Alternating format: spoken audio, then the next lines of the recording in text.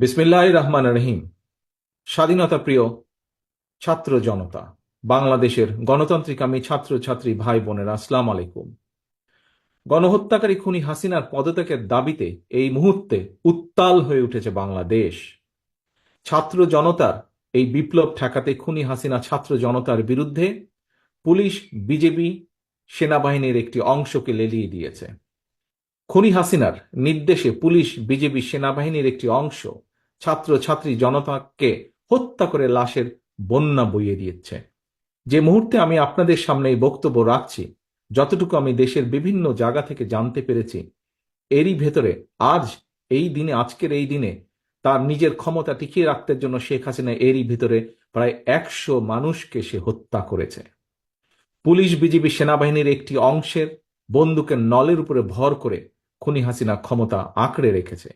Police, BGB, সেনাবাহিনীকে বলবো, খুনি হাসিনাকে রক্ষায় ছাত্র জনতার বুকে গুলি করা অবিলম্বে বন্ধ করুন। আপনারা কাদের বুকে গুলি করছেন? এরা তো আপনাদেরই ভাই, বোন, সন্তান, স্বজন।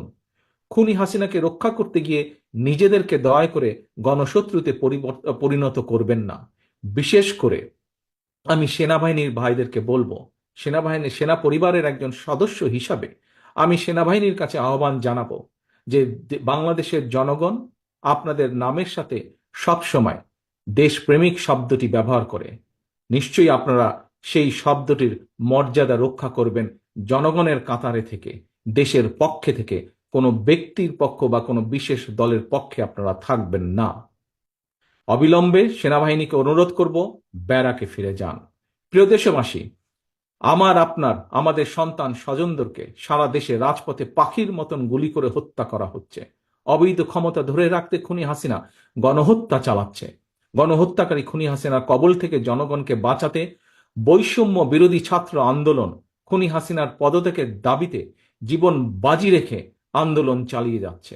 অসহযোগ আন্দোলনের পাশাপাশি বৈষম্য বিরোধী ছাত্র আন্দোলন নতুন কর্মসূচি ঘোষণা করেছে আগামীকাল। বৈষম্য বিরোধী ছাত্র আন্দোলনের দাবি বর্তমানে সমগ্র বাংলাদেশের সকল মানুষের দাবি। এই দাবি জাতীয় দাবিতে পরিণত হয়েছে। অভিভাবক হিসাবে আমরা আর কেউ ঘরে বসে থাকতে পারি না।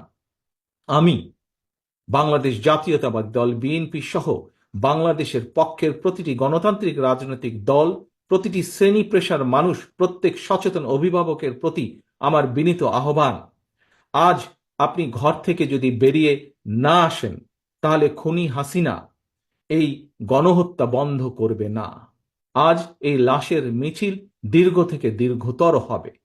অভিভাবক সকলের প্রতি আমার বিনীত আহ্বান, আপনারা দলে দলে রাজপথে নেমে আসুন। বৈষম্য বিরোধী ছাত্র আন্দোলন ঘোষিত কর্মসূচি সর্বাত্মকভাবে সফল করুন। যার যা কিছু আছে, যে অবস্থানে যেখানেই আছেন, তাই নিয়ে প্রতিরোধ গড়ে তুলুন। সতর্ক থাকুন। খুনি হাসিনার বিদায় এখন মাত্র সময়ের ব্যাপার। আল্লাহ হাফেজ। বাংলাদেশ জিন্দাবাদ। বাংলাদেশ জাতীয়তাবাদী দল জিন্দাবাদ।